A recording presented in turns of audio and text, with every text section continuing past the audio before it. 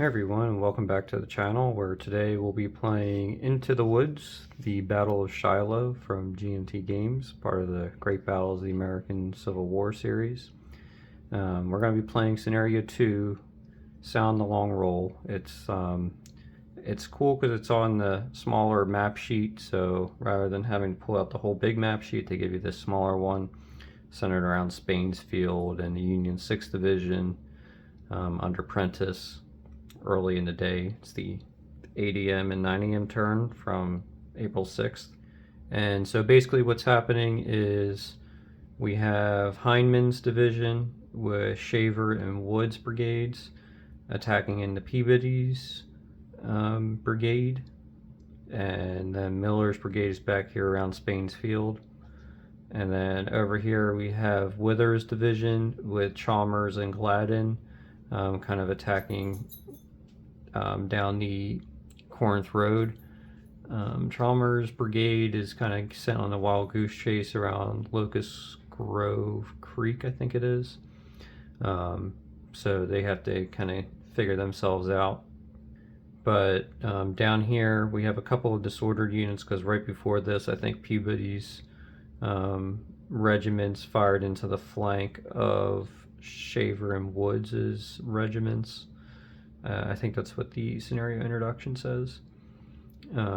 So there's not too many special rules. I mean, there's this one. This is the 15th Michigan, who just came in from Pittsburgh Landing and is trying to get to the battle, but apparently they came ill-prepared and so don't have any ammo.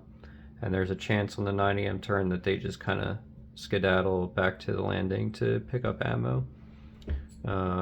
What else?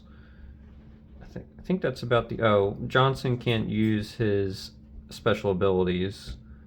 And basically, the Confederates have to capture these camps, a certain number of them, I forget how many, without losing more than 11 SPs. And of course the Union have to prevent that. So as part of the setup, both sides can set up in extended lines as they want. With the Confederates, I decided not to put anybody in extended line. You also have the option of putting Woods' brigade into attack, but he has kind of a bit of ground to cover, and he has a +1 brigade change order modifier, and he's stacked with his corps commander and his army overall commander. And we could put Heim in there to change his order too. So anyway, all that to say, I didn't put him under attack orders. All the Union, though, with their big chunky regiments, I put into extended line. It just lets you get more SPs into fire. Now, the big thing Into the Woods is, of course, line of sight, because it's all woods. So you get to shoot through one woods hex. So you get, basically, infantry gets 2 hex range. After that, line of sight is blocked. Artillery, however, is a little bit different. So, for example, Robertson's battery is up here on this little hill, and because he is at a higher base elevation than, say, if we were going to follow down the Corinth Road, like at one of these batteries, so say we're going to fire at Munch's battery, because he's at a higher base elevation than Munch, he can fire down and he gets 2 woods hexes to fire into, basically. But that probably doesn't make any sense. But because he's higher, and we get to ignore the intervening blocking terrain, but there's like some heavy modifiers, negative modifiers for doing that on the restricted line of sight. So it's like, I think it's a -2 or -3 for that, and it has to be over 4 hexes away. So you're thinking it's like shooting through the tree canopy. So if there was like a unit here, Robertson's battery couldn't fire at it because it's only 3 hexes away, and you only get 1 intervening hex to shoot through. So here, no good, but here, if there's a Union here, Robertson can fire into it. So that kind of restricts the the use of artillery, obviously. So Munch wouldn't be able to return fire because since he is at a lower base elevation than the target, he doesn't get the restrictive line of sight. Robertson would just be able to fire away. And basically Munch would have to wait until a Confederate unit gets within 2 hexes of him to start firing. Or who's this? I can't read this. Why can't I read this? Hockenloper, somebody Loper. Yeah, would be able to fire into this hex because he gets the 1 boundary hex free, and then he could shoot into this hex. But yeah, so it's one of those things where if you see enough examples of it, and I definitely recommend going on to GMT Websites' page for Into the Woods, where Dick Whittaker writes a really good article with a lot of examples and kind of helps hammer it home. But yeah, anyway, so let's get started. So the Confederates get a +1 initiative on their initiative roll, and they win it easily. So Confederates are going to go first. Chain of command, the only thing I can see, so I can't remember, let me check real quick if everybody starts the game automatically in command. Okay, yeah, so we do the standard instructions for all scenarios, says we determine command normally. So the only thing I could see is Withers being out of command range of Bragg, who's way the heck down here for some reason. So he will get a -1 AM. But then his brigades are in command, and obviously Shaver and Wood are within command of Hindman, who's in command of Hardy. Oh boy, the stack of doom. So that's the only thing I can see on that. So now let's determine our efficiency. So the Confederates get, I think it was 4 3s and 2 2s. So first we'll draw for Withers. Well, I guess we're technically drawing for Bragg. He gets 2, which goes down to 1, but because he has a 1 for his efficiency rating, he's back up to 2. And now Hardy gets a 3. And the Union, we're just drawing for Prentice Division, so we have, it's 2 2s and 1 3. And it is a 2. So the Confederates are now going to choose their first activation. I think we're going to activate Hardy's corps first, so Hindman's division. So we will take Hindman's AM out, put 2 more in. Hindman doesn't have any kind of modifier for his AMs. So the only thing I don't like about the sheets here is there's no, like, you know how in the old ones there's like a AM in play, AM used. I don't know where to put the AMs. So anyway, so now Withers 2 AMs go into the cup, and Prentice's 2 AMs go into the cup. And the scenario says we send in 2 battle events AMs into the cup. So that's the AM pool. And now we activate. Alright, so we're on the first activation with Hindman's division. We're going to activate Shaver's brigade, and a little bit different for me. Usually I attack with everybody, but this time we're going to see if we can do the better part of valor, and maybe, I don't know, maybe we kind of hold back here and push up with over here, I'm thinking. We'll see. So first, let's see if we can rally 7th Arkansas. 7th Arkansas is kind of trash. It has a cohesion of 4 on its disordered side. So I think what we're going to do, because I want to put Shaver maybe over here for a shock attack on Peabody. But we also need him to help with the 7th Arkansas. So I think what we're going to do maybe is move Hindman to the 7th Arkansas. Now we get to subtract 2 from this rally. 0, didn't need Hindman, but that's nice. Okay, so now that we have this rally done, we have to decide if we want to attack with Shaver, or shock attack, or just kind of do some long range shooting. I'm usually predisposed to shock attack or charging. I think that's maybe what we're going to do. Alright, you know what? Let's shock attack with these two on this extended regiment. Shoot with Shaver. So we're going to move Shaver over to here. Shoot with the 2nd Arkansas. Well, we might have to leave Shaver until we're done shooting. So we're going to shoot with 7 onto Peabody.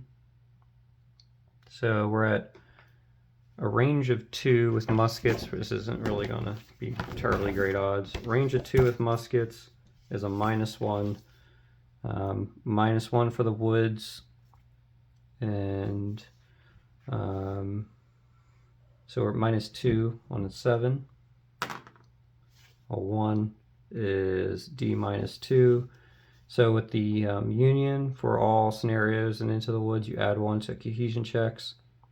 So it's a what was it? A D -2, -3 for Peabody, +1 for the rule. So it's -2 overall, and he has a cohesion of 6. A 5 is fine, so he passes. And now the 12th mission also gets the fire back with a -2 on the 7 column, because this guy, it's out of his frontal hex. So -2 on the 7. A 0 is D -2 again. -3 for Shaver. 2 is fine. Now this guy, I think, is blocked by this terrain here, so he can't fire back. And yeah, so that's this completed. Now we're going to move Shaver over to here, and let's, I'm tempted to come up maybe this way and attack into the flank. Can we do that? Why not? There's no cannons here, so we won't get approach fired. So let's go ahead and do 1.5, 3, and here. Oops, sorry. I should say we're charging, so we're not going to shoot or anything with the 3rd Confederate Regiment. So we're just going to move 6 Arkansas up here as well. And okay, we're actually going to take backsies, because what we're going to do is we're going to move the Arkansas, the 6 Arkansas, forward to here. Now that puts him in the front hex of the extended line, and we're going to move the Confederate, 3rd Confederate Regiment to the flank. And because Shaver is in the frontal hex of this guy, he can't refuse now. So we get a flank attack off on him, and we're going to be charging. Now let me bring you in closer, actually, sorry. Alright, that's probably a little bit better. So we have these guys charging onto this regiment, and I think that's it for Shaver's brigade, except for Miller's battery, but there's nowhere really to put him. So we're kind of like, maybe if Peabody's brigade gets pushed back this way, we can move Miller's battery up to this little ridge line right here. Otherwise, I don't think there's anything really we can do with him. Looks like he also has Sweet's battery assigned to him too, but nothing really to do with Sweet's battery. So yeah, let's go ahead and resolve some shock. Alright, so we have our shock resolution procedure. So basically, these two Confederate regiments are going to combine on this extended regiment. So that's the targets of shock and charges. Retreat before shock, we're going to kind of hold our ground, I think. It's not going to get any better for us. We're not disordered. We're still kind of full strength, so we're going to hold our ground. Now it's the hard part. Now it's the green attacker commitment check. So Shaver does provide his -1 DRM, so we're at a 6-1, or a 7 or less basically to pass. Oh, just barely got it. So 6 Arkansas is in. Now we need to check the 3rd Confederate, 5 or less, a 2 passes, so both of them are committed somehow. That never happens with me with the green attacker. Now the defender's pre-shock resolution, so they are at cohesion of 6 plus -1 for Peabody, +1 for the the special rule, so we're at a net 0. Oh no, a 7. And +1 actually, because the defender is being attacked from the flank or rear, so it's definitely a failure. So the 12th Michigan is disordered, and that's not good because their cohesion is now 4. And now we do our pre-shock reaction fire. So we only can get how much? So 16. So 7 SPs can fire at Shaver. With muskets is a +2, -1 for disorder, -1 for firing into woods. So it's a net 0, no prepared fire because they're disordered. So 05, so they're low ammo. A 5 on the 7 column is a D +1. So Shaver cancels out the +1. So it's a 2. They pass their cohesion check, and they are low ammo. Now, the next step after the reaction fire is resolve the shock. So we determine the shock DRM, so let's do the odds ratio. Let me pause it while I do my math.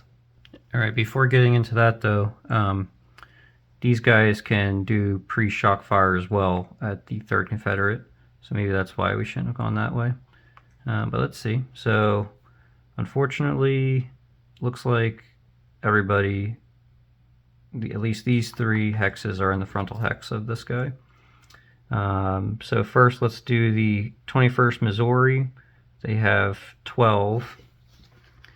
With muskets is -1 at range 2, -2 for the woods. So -2 overall, and nothing else because they don't get prepared fire at that range. So -2 on the 12 column. A 5 is low ammo.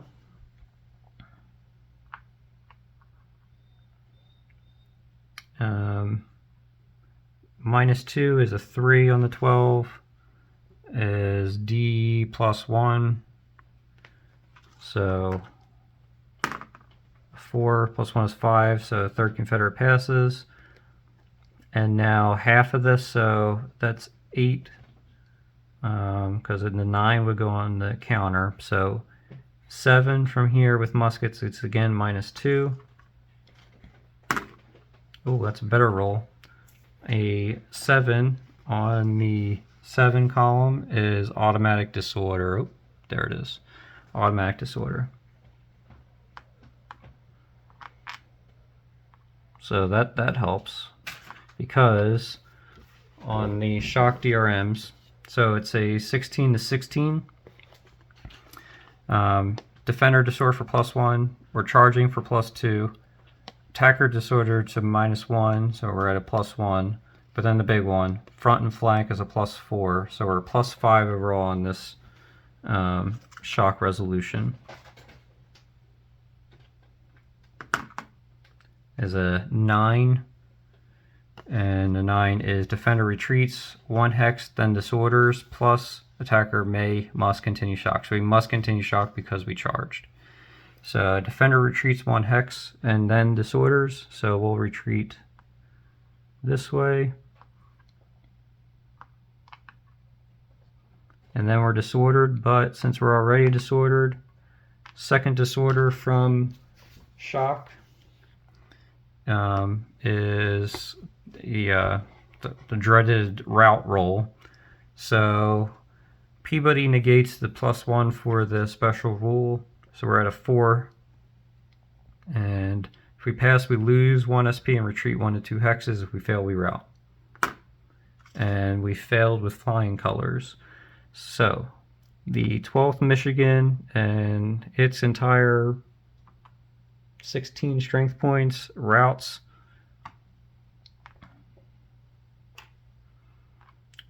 Peabody will go here, I guess.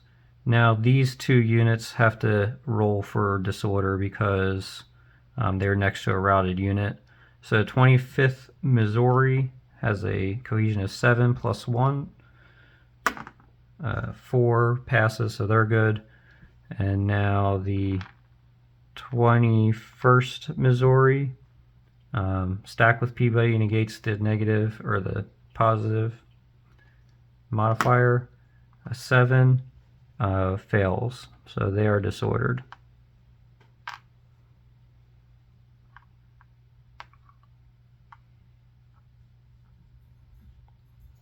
Now these guys, alright, so these guys are now in continuous shock, and I think they're going to go after Peabody again.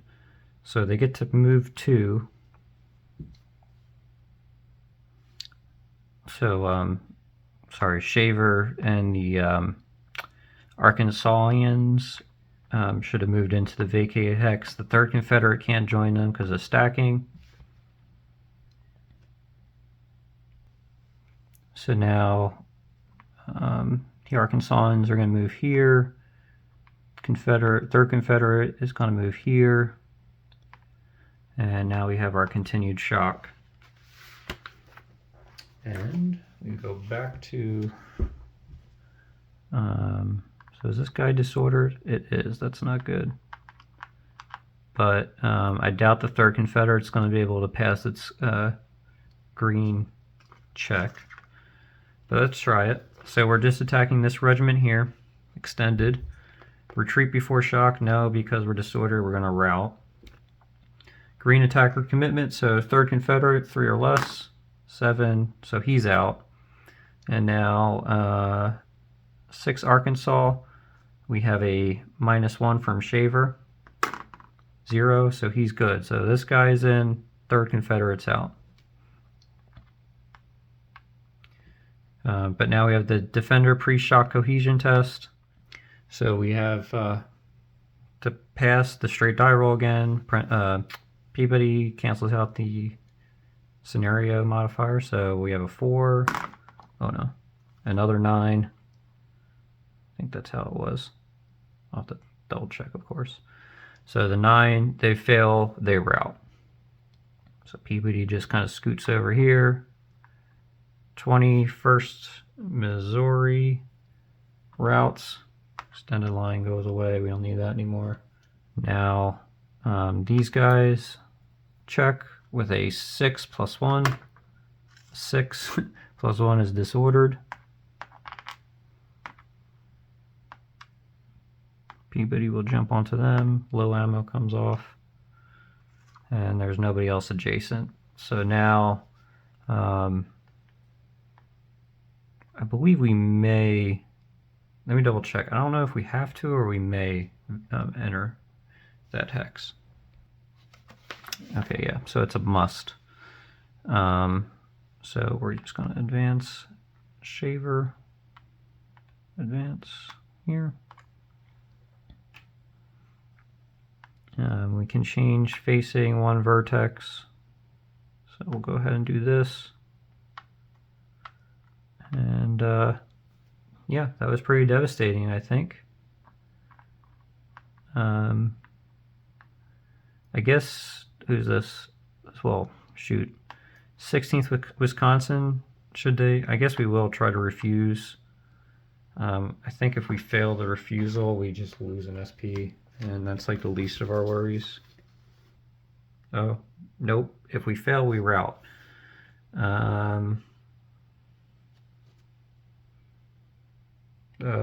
Well, that's unfortunate. Okay, well, we're gonna worry about that on the Union player's turn. So that's Shaver's activation completed. Well, I guess we have Miller. Is it even worth moving him? I don't think so. We're just gonna hang out here. Shaver's under attack orders. The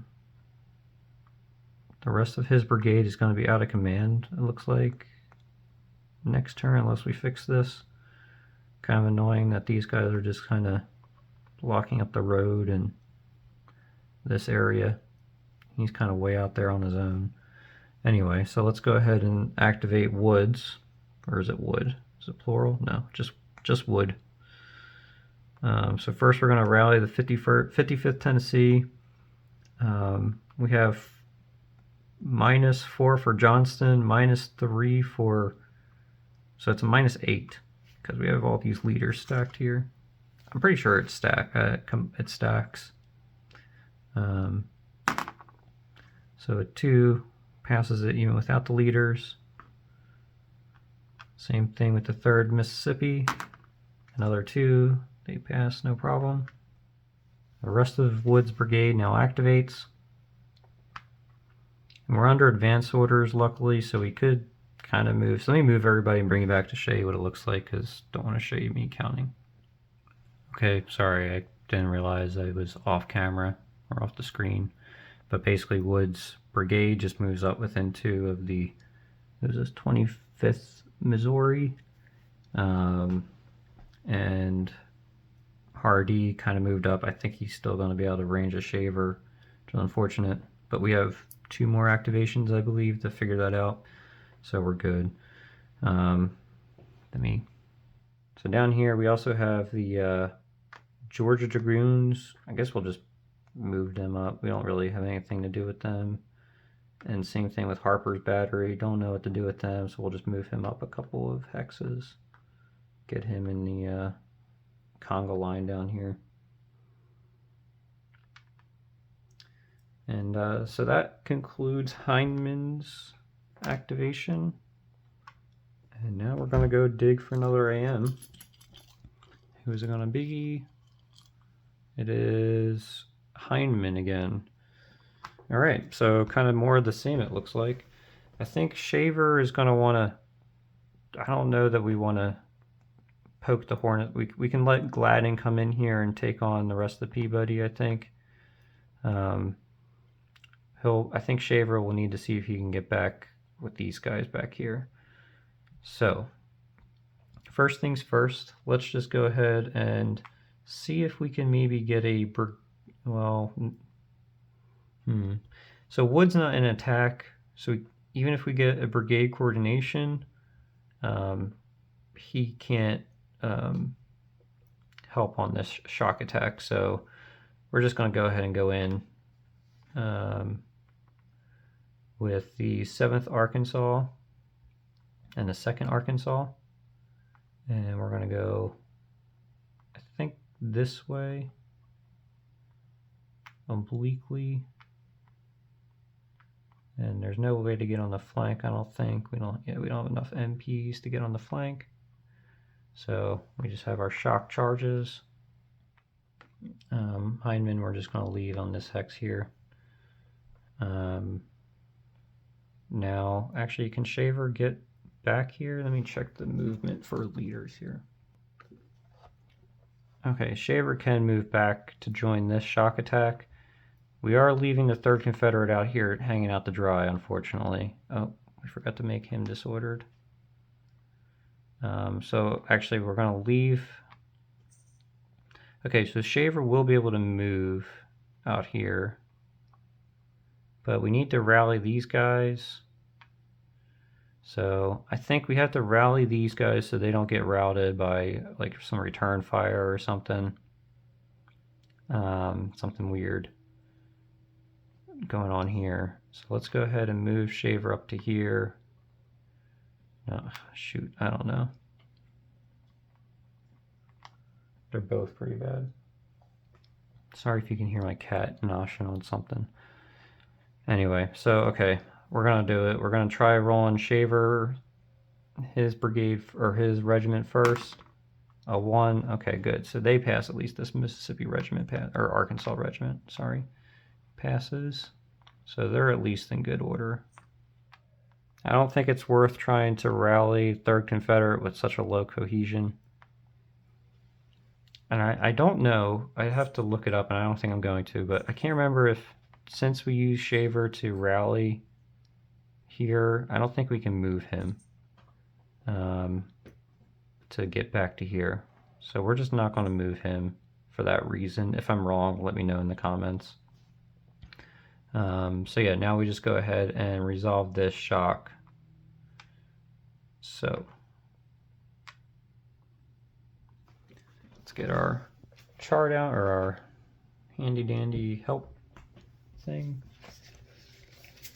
All right, so we have our target. No, maybe we do. Do we retreat before shock? I don't know. What do you do? Do you retreat before shock? We have a good cohesion. It's one of our only non-green units. He's kind of hung out here to dry.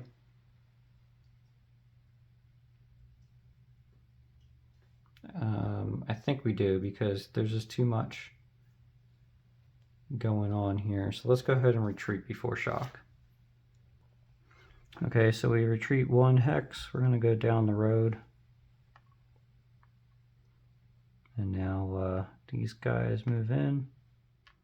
All right, so the 2 Arkansas regiments move up and follow them in their retreat. So this shock is over. Also, I forgot to put the SP loss for the 3rd Confederate. So if you're screaming at the monitor, there you go, fixed. Now we have Wood's, so that's Shaver's brigade completed. Now we have Wood's brigade. And I don't, yeah, actually, if we change to attack orders, we'll have enough movement to get into here. So let's go ahead and do that. Let's try to change our orders. So we're going to move Heinemann to Wood. And Wood has a +1 for his change orders, and he's stacked with his what's it called, division leader.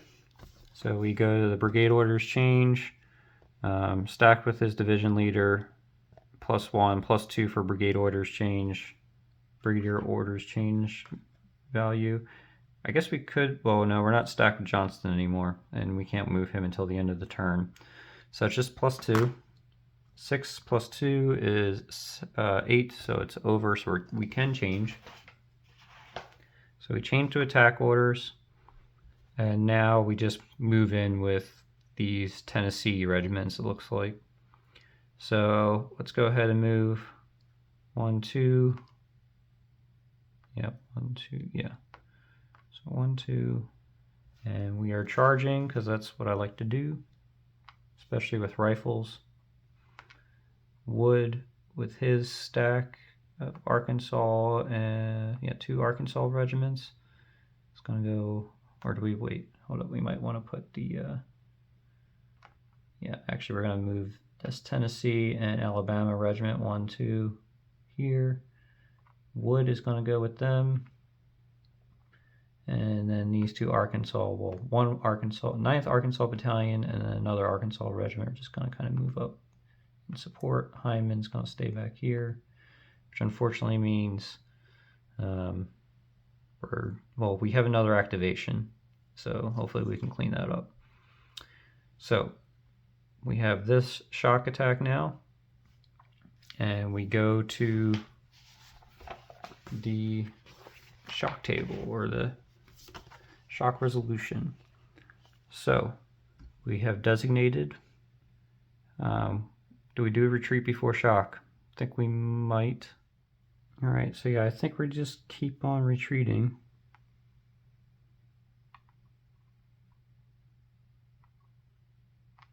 This is awkward now. They have their butts to each other. So now we may advance. Let's advance wood to the vacated hex. Change our facing.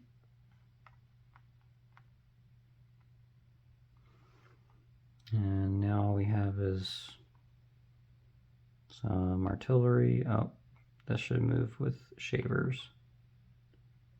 Activation.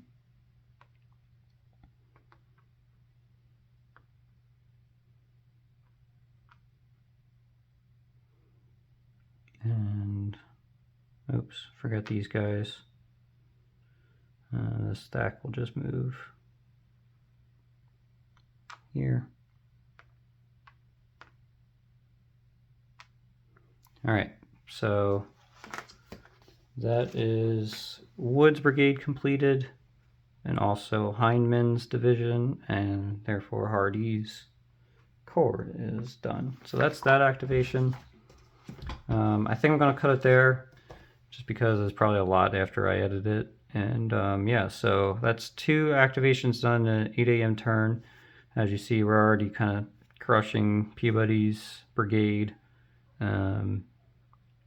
Shaver's kind of in a weird spot. I think Prentice might be able to get part of Miller over here, but once he does that, Gladden and Chalmers are going to be coming and hitting him. So yeah, not terribly great for the Union at this point in time. So yeah, that's first 2 activations done for the 8 a.m. turn for Scenario 2 of Into the Woods. Hope you enjoyed it. Let me know in the comments if you spied any rules goofs or anything. I'm sure I made some. I get 100 times dumber when I start recording these things, so you know how it goes. Appreciate you watching, and until next time, bye for now.